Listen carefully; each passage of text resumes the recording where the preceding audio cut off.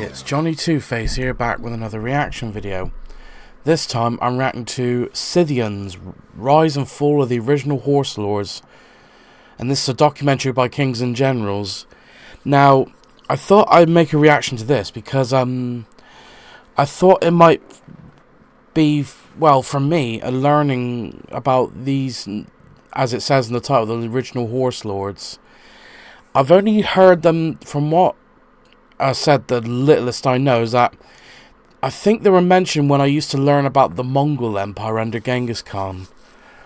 When they talk about, I think it was the part where they talk, where it was, someone quoted, they were about their plans to conquer Scythia and Persia. Now, I admit I should have looked up where Scythia is or was on the map before this, but that's on me. But I'm sure this video will tell us anyway. And, yeah, that's all I know about the Scythians. So, the usual disclaimer when I react to any historical videos: if I don't show so much what is considered a proper reaction, it is probably obvious I don't know much about the subject at hand, and if I do know anything, I'll most likely pause the video to give my input or ask any curious questions, which hopefully will be answered in the comments. With that being said, the link to the original video will be in the description down below. Please go and subscribe to Kings and Generals, another amazing historical channel on YouTube. And there's not much more I can say, so I'm not going to waste much more of your time. I'm just going to get this up on screen. And for historical videos, I'll put the captions on. Right, let's see how this... Ooh, that's loud. The story of a warlike nobleman, born with a bow in his hand and raised in the saddle, is a tale nearly as old as civilization itself. Yeah, like as I said, I've recently reacted to the video about the Parthians, but also you hear about horse archers from Mongols or Huns or any Turkic or Asian horse masters. You use horse archers, or any like indigenous tribes of North Africa or the Middle East. You hear little smatterings of horse archers. Not so much in Europe, but you get the idea. Throughout the centuries, the Xiongnu, Huns, Turks and the Mongols all seared themselves into the memory of the sedentary peoples of their day. In this video, we will talk about... And I think this is where you learn about the compound bow, because like I don't know if I can't remember if it talked about in another videos I reacted to or other ones I've seen, but it said that compound bows have the same range as an English and Welsh longbow, but in a smaller frame because it's better for horse archers.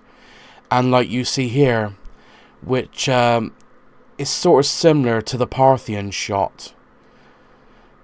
Now, again, I'm just going on what I see and what I remember, so again, feel free to correct me in the comments if I'm wrong about any of this.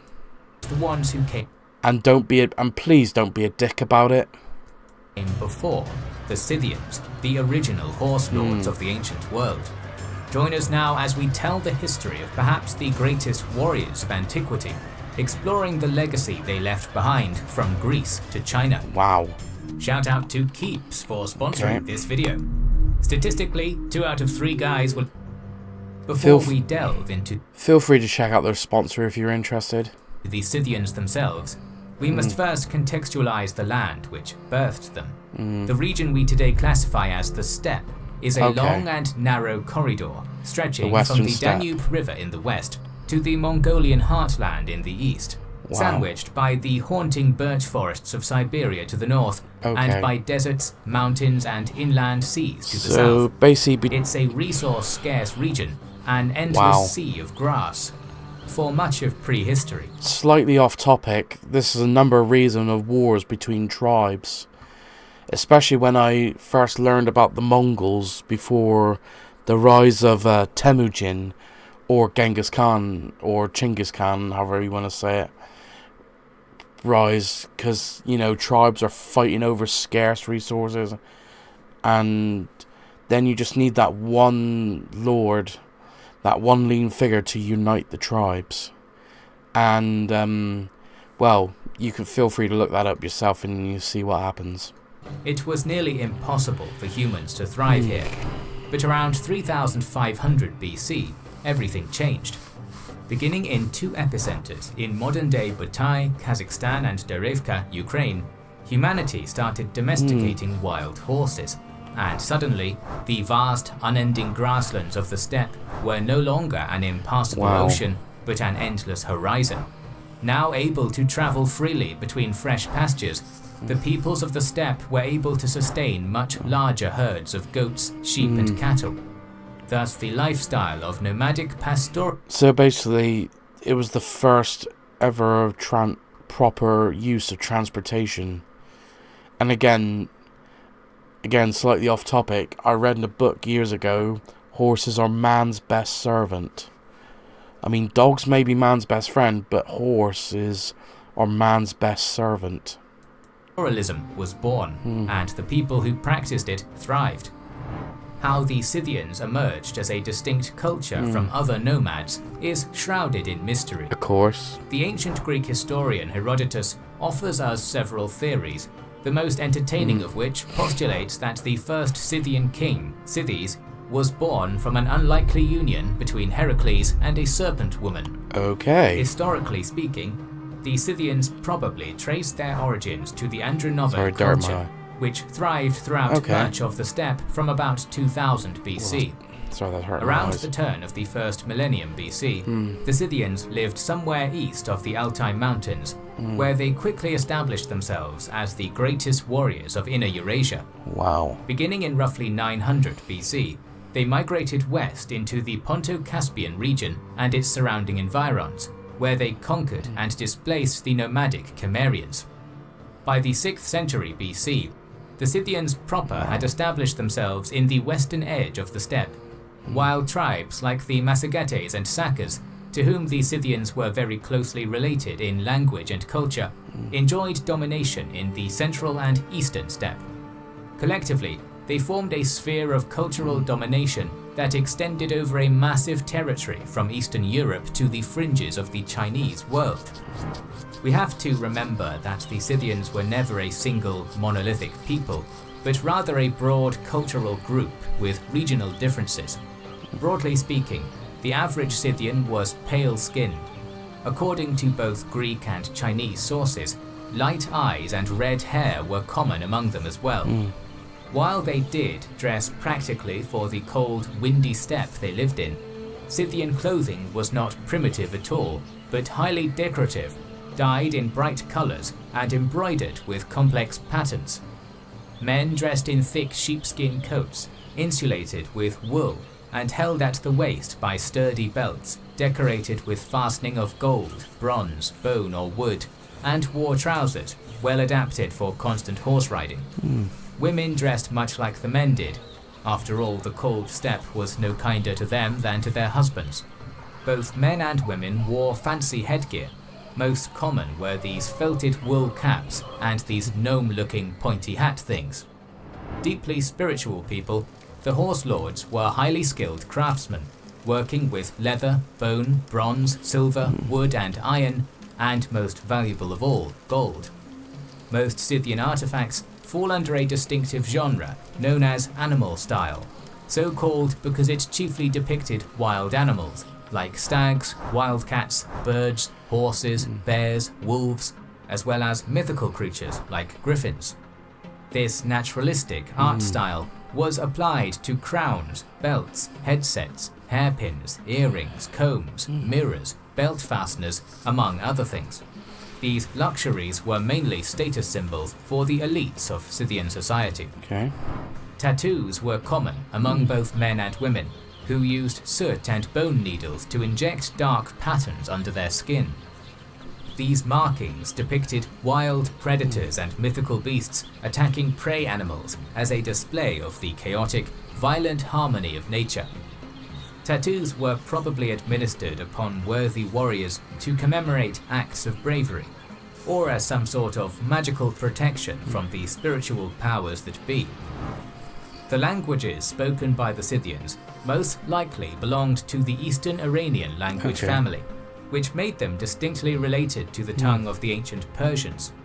Not that a haughty magi in Persepolis would have seen much in common with his long-removed, warlike, nomadic northern cousins. Daily life among the Scythians was hardy and hearty. They travelled around the steppe with convoys of covered wagons, in which the women and children rode, while the men remained on horseback, herding flocks of sheep, cattle and goats. They settled in fresh grasslands by rivers, allowing their herds to drink and graze, before moving on to fresher pastures. Their diet relied heavily on the meat and milk of their herds. As they often lacked good timber, the Scythians used bones and animal droppings to fuel the fires which roasted their meat. The Scythians were heavy drinkers, with their favourite beverage being an alcoholic concoction fermented from mare's milk, which was also a staple of later nomads. More humorously to our modern sensibilities is the Scythian usage of a certain psychoactive leaf. Indeed, marijuana was regularly enjoyed by the nomads, who mainly used it in rituals, where it was burned in pits and cauldrons so everyone could get intoxicated from the vapors. Due to a lack of reliable sources, the social they knew how to party. Alright, I'll stop. Structure of the Scythians is something of a mystery. They may have followed the trifunctional hypothesis, which implies a tiered society divided into warriors, priests and commoners, which some scholars claim was the defining framework of most early Indo-European societies. Tiered as it was, Scythian society was still remarkably egalitarian for its time. Scythian women had many personal freedoms that were not afforded to women in settled civilizations. Many were raised learning how to ride, shoot and hunt alongside men. Archaeological evidence shows that in war, they fought alongside men in significant numbers. To the ancient Greeks in particular, the ferocity of Scythian wives and daughters was such a novelty that they became associated with the myth of the Amazonian warriors. That's a good theory of where that started, about the Amazonians. Politically, the Scythians were divided into several large tribal confederations. It appears that at times, certain tribes would rise up and establish domination over all the others.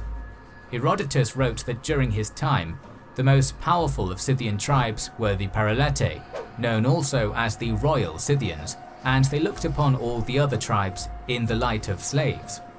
One thing seems certain: kings and chieftains amongst the Scythians held immense power. This is evident by some of the only permanent structures the Scythians left behind: massive burial mounds, in which their highest royalty were interred, alongside all their earthly riches, slaves, and finest horses, a monument to the magnitude of their legacy. Indeed, it is because of these massive tombs that most surviving Scythian artifacts were preserved into the modern day. As we have touched on, war was one of the core pillars of Scythian culture, and the lords of the steppe were always ready for battle.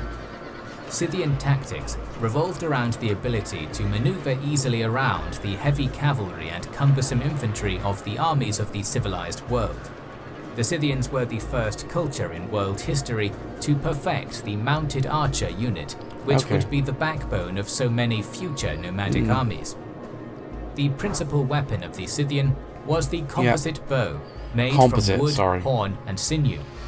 The accuracy of these marksmen was deadly. A Horselord born into the warrior caste would have been trained to shoot from the moment they could walk, and their bow would have been like an extension of the arm. The Scythians were not a one-trick steppe pony though, and they were also formidable opponents at closer range. They wielded short swords, known as akimekis, as well as daggers and battle axes. They were deadly with the throwing javelin, and employed the use of heavy iron spears as a sort of proto-couch lance to crash through lines of heavy infantry. It should be noted that not all Scythians fought on horseback. Some components of their armies were probably footmen, but the lion's share were certainly saddled up. Throughout much of the first millennium BC, the Scythians and their sister tribes would fight with, conquer, or otherwise influence mind-bogglingly vast territory, and enter the historical records of a diverse array of ancient cultures. The first wave of campaigns undertaken by Scythians proper began in the early 7th century BC, when they burst onto the scene and engaged in a century's worth of warfare upon the civilizations of the Caucasus and the Middle East. First, they devastated the ancient kingdoms of Urartu and Assyria. Following up on this momentum, King Magi pushed further south, launching an expedition into Egypt. Cowed by the massive horde at his doorstep, Pharaoh Psamtik I bequeathed the Scythian king with lavish gifts in order to spare his kingdom. In 612 BC, the Scythians allied with their Iranian cousins, the Medes, sacking and destroying the Assyrian capital Nineveh, toppling the Assyrian Empire in the process. This alliance soon fell apart upon their victory, with the Medes turning on the Scythians, forcing them back into their Pontic homeland.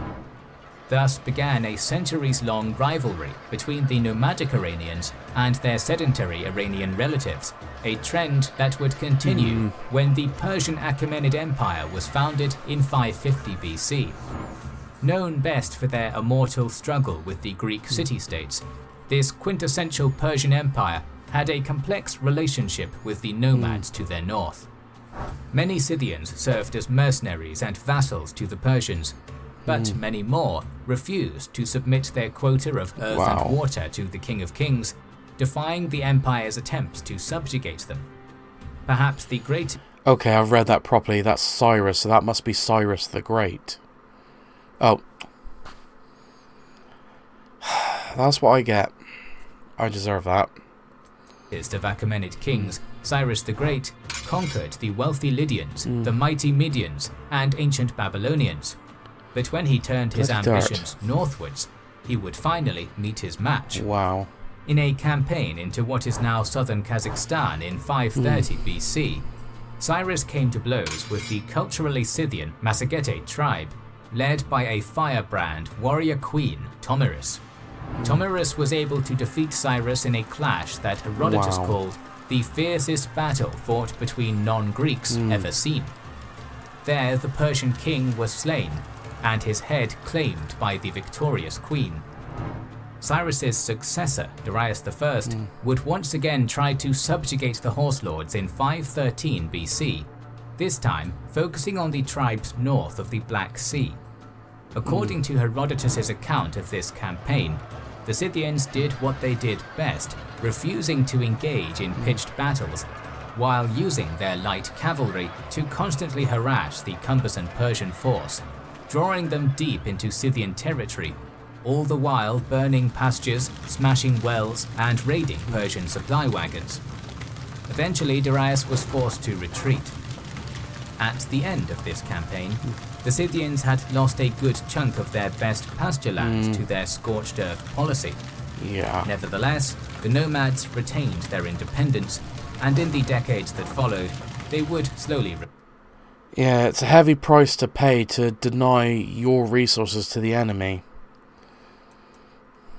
Oh, it does that every time. Recover. As one might have guessed from Herodotus' constant appearance in this video, the Scythians have an extensive history with the ancient Greeks, with the two worlds mainly intersecting along the northern coast of the Black Sea. The Greeks had colonies in this region since the 7th century BC, but it was in the 4th century Bosporan kingdom that Greeks and Scythians truly began to live in harmony with one another, thriving as partners in the local fish, grain, and slave trades. It was here that a unique style of Greco-Scythian art developed, with Greek artisans crafting ornate gold pieces for Scythian customers, featuring both the old Scythian animal style and Greek humanistic forms as well. This Hellenic influence on Scythian material culture would extend throughout the Ponto-Caspian steppe, affecting not only Scythian art, but their arms and armor too. That is not to say that the Scythians always maintained peaceful relations with the Greeks. On the contrary, some of their most devastating wars were fought against the Hellenic world. In the latter half of the 3rd century BC, a man known to the Greeks as Ateas had become among the most powerful of Scythian kings, ruling a vast confederation of tribes between the Danube and the Don rivers. In 339 BC, he turned his territorial ambitions southwards, past the Thracians and into Macedon. Oh wow. The kingdom was still a generation away from the reign of Alexander, but the Great One's father, Philip II, was a military genius in his own right and more than a match for the Scythians. That same year, Scythian cavalry came head-to-head with the Macedonian phalanx on the plains of modern-day Dobruja. King Philip won a decisive victory. King Ateas was killed in battle and his army was scattered, his tribal confederation shattering into pieces upon his death. Yep, unfortunately pole arms is the weakness for cavalry. Always has been, to an extent. And when it comes to Greek and Macedonian history, a lot of the phalanxes from Macedon were obviously influenced by Spartans. But this is like a more, I'm tempted to say like a more upgraded version, because for one, these phalanxes have longer pikes. And they have a system of like, it's not all of them having their spears like tilt forward, like row upon row. I think it's only like, I think there are like 10 ranks deep, and only the first 4 put their spears forward. But again, feel free to correct me if I'm wrong about that. I know, because we always hear about Alexander the Great, but not many people talk about his father, Philip II. As the narrator just said, he's a military genius in his own right. This greatly weakened the power of the Scythians in the Pontic steppe. On that note, let us turn away from the west and take a look at the Scythian influence in the east.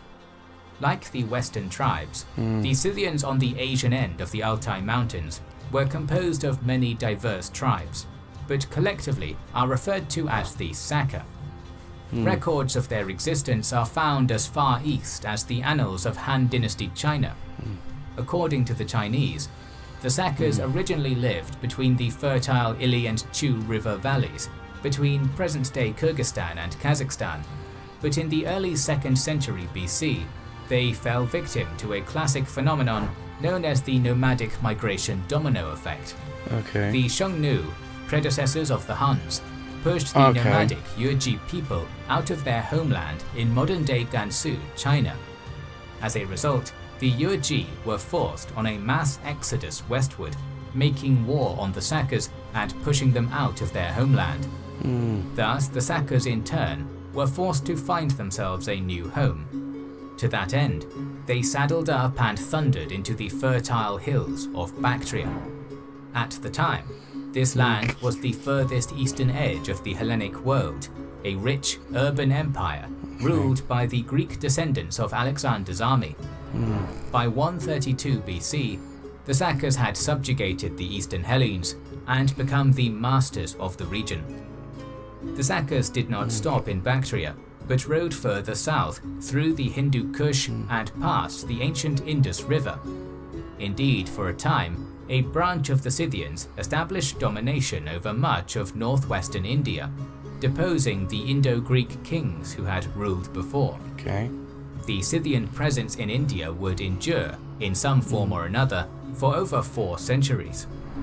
Following in the footsteps of the Indo-Greeks, the Indo-Scythians quickly adopted Buddhism as their faith, slowly abandoning their nomadic steppe roots to assimilate into the culture of their sedentary Indian subjects. Another place the Saka Scythians had a presence was in the desert kingdoms of Khotan and Shule in the Tarim Basin. It's not entirely clear how the Saka arrived here, but it was probably via their kingdoms in India.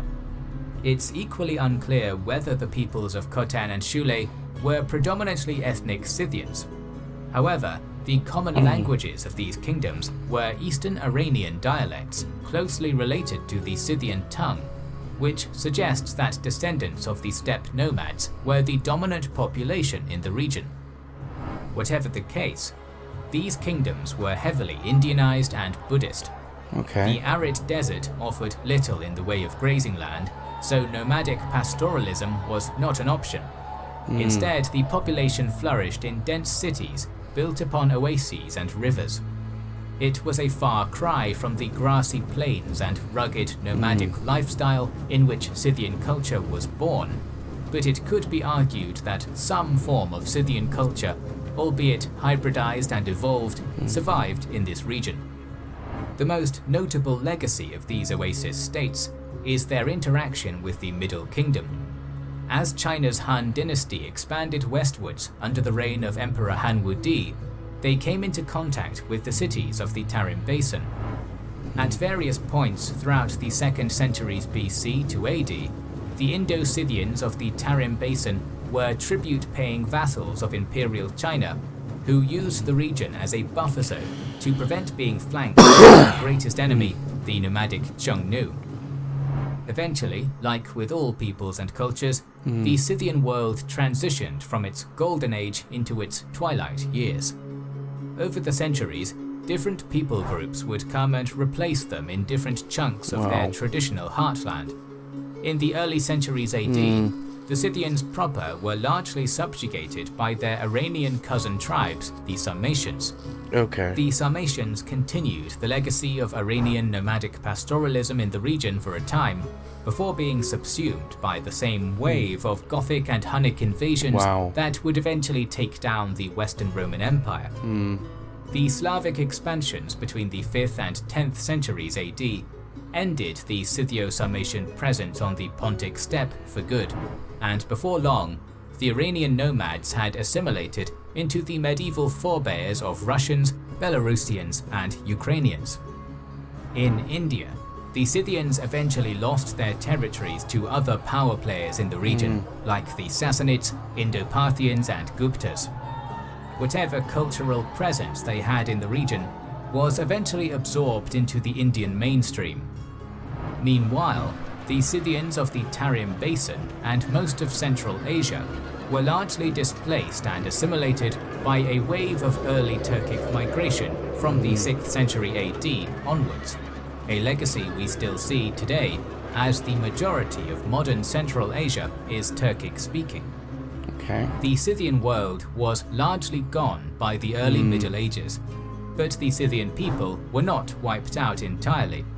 The medieval Alans, who established a powerful kingdom in the Caucasus between the 9th and 13th centuries AD, were believed to be the descendants of Queen Tomyris and the Scythian Massagetid tribe.